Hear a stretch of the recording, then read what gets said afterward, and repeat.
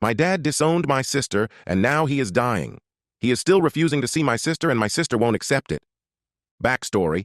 My family used to be really close, but that changed in 2003 when my dad, 55M, discovered that my mom, 54F, was having an affair with John, 54M, my dad's childhood best friend. He was basically his brother back then, and he was my dad's best man in his wedding with Mom.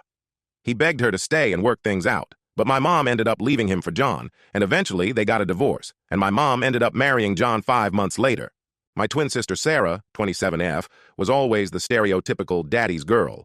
Dad spoiled her a bit more than the rest of us, and she was basically his shadow back then. And that's why it was really surprising to us that Sarah chose to stay with our mom after the divorce.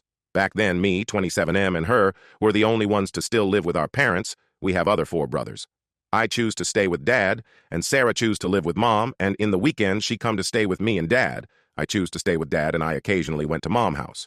To say that the divorce and my sister choosing to stay with Mom fucked up my dad is an understatement. He tried to act like he was okay in front of us, but every single weekday for the year following the divorce, I could hear him cry himself to sleep. After the divorce, the relationship between Sarah and Dad didn't change that much. He started to spoil her a bit more than the usual and still remained the usual super dad, showing up in every parent-teacher conference, ballet recital, and soccer match, and being the most present dad possible. Things started to change when she suddenly changed her mind about med school, our dad an surgeon, and she always said that she wanted to follow his steps, but Mom and John ended up pressuring her to change her career path to become a lawyer. Mom and John are both lawyers. During her studies, John started mentoring her, and they become really close. After she finished her education, he got her a job at his law firm. On to the issue.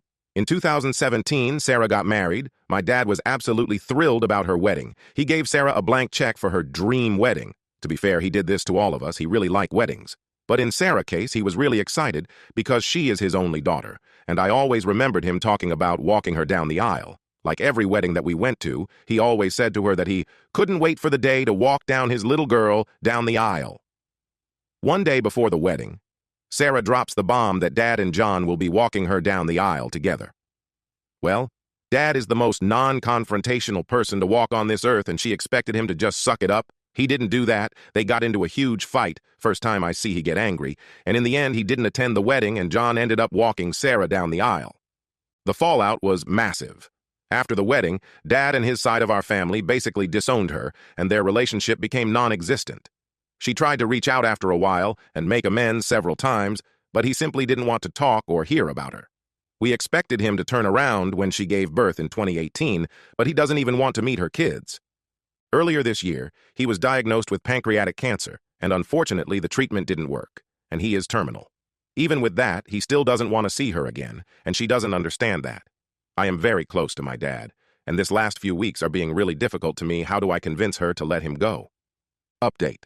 Some people asked for an update. Unfortunately, life isn't all about happy endings. This is a sad ending. A week after I posted the original post, my dad started getting worse. His health started declining really fast.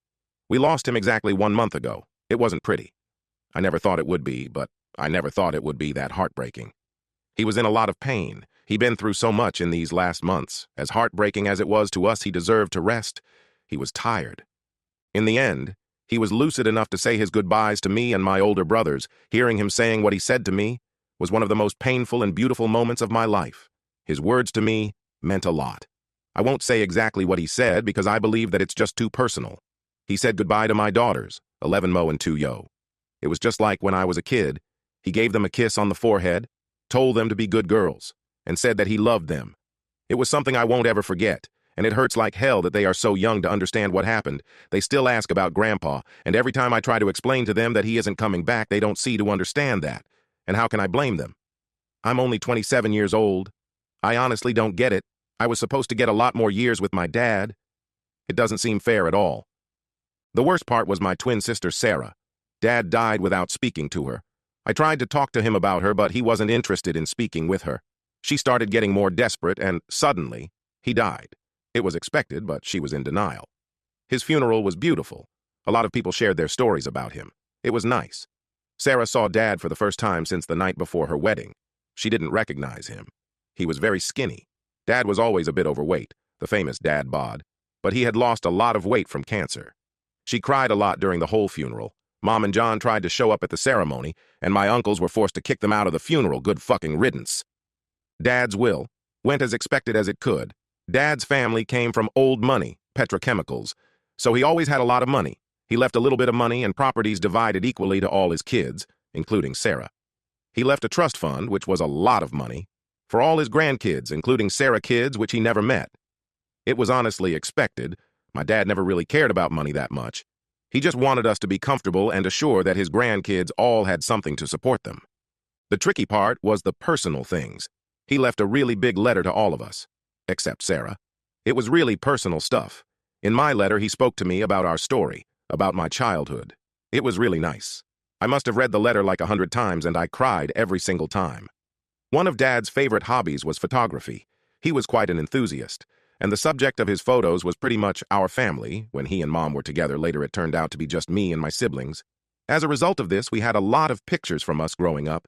He gave each of us a photo album, and behind each photo, he wrote something, where it has taken, and a few words. I was honestly very surprised with this. He must have done this long before he died. It was a very thoughtful goodbye gift, something that was very typical of Dad. Sarah didn't get a letter, and her album didn't have anything wrote behind her photos, and when she found out about this, she had a mental breakdown. The regret was eating her alive, still is. She was admitted to a hospital and spent an entire week there. She is doing a bit better now, getting a little better every day. Her husband and I are really confident in her recovery. She is sleeping and eating almost normally now. She still starts to cry randomly multiple times on a daily basis, but it's getting better. At least that's what I am telling to myself. Which bring us to last week. My wife and I discovered that we are expecting again. It wasn't planned or anything like that. My wife switched birth controls last month, and she spends a week without taking the pill, is still very early in her pregnancy, so we haven't told anyone yet. The thing is that I'm really angry. I'm angry that my future kid is not going to be able to meet Dad. I'm fucking pissed. Honestly, it doesn't seem fair at all. I'm angry and I'm scared. My dad was supposed to guide me in the whole parenthood process. He was teaching me a lot of us with my daughters. I'm fucking scared of doing this without him. I'm scared of not being a good father like he was to me because my kids deserve that. This is it, folks. This whole situation could be a lot better. I play the what if scenario on my head every day. Unfortunately, it doesn't change anything. This is honestly a bitter ending. Doesn't seem fair at all. But that the thing about life, it's actually never fair. I want to thank everyone who gave me advice and to everyone who reached out and offered their support in the chat. I was very lonely at that time. Still am, haha. Fuck this year, honestly. It meant a lot to me. Thank you, Reddit. Story 2. How do I tell my husband I don't want his mother around after I give birth? I, 26F, am set to give birth in about a week or so. I told my husband, 26M, that I wanted my mother in the room with me while I give birth and a few weeks after to help me adjust to motherhood. His mother has always been very overbearing and self-centered on my option. During our wedding, she stayed in our apartment 2 weeks after we married, took naps in our bed, and continuously drank out of all of my Mrs. glasses. She even wants to steal my mom's already established grandmother name. She's been a grandmother for 7 years to my brother's kids. His mother stresses me out and is just too much all the time. My mom is coming to genuinely help me and support me. His mother just wants to come because she's jealous of my mom. I know if I bring this up to my husband, he's going to get upset and super defensive. So how do I gently bring up that I don't want his mother around during this time and I just want to be with my mom? Edit on the grandmother name. She initially wanted to be called Mama T. Thankfully, she changed her mind on that. She then said she wanted to be Gigi. My mom is already Gigi to my nieces and nephew, and 2 Gigis would be confusing. She then settled on Gigi TD update. I had the conversation with my husband about not wanting his mother around after I give birth. I didn't tell him the harsher reasons why. She's overbearing. I just told him that I would prefer the privacy during the first month to properly recover with people around me who can wipe my butt if I need it. At first, he was a little upset because he knows as a mother of all boys, she might always be an afterthought during her son's life milestones, but understood my reasoning. He told me he spoke with his mother and she wouldn't come until the end of the month, and I was happy he honored my wish. A few days later, his mom called to check in and said she would coming, while my mom is in town. After I spoke to her, I confronted my husband about it, and he said he was confused because they spoke and she agreed. He called his mom back, and it was just a classic case of his mom being his mom. Our Heathy baby boy decided to arrive 1 week early, so my out-of-state mother unfortunately missed his birth as well. Such is life, I guess. But she'll be here tomorrow to help aid in my recovery. All in all, things ended fine. Thanks, everyone.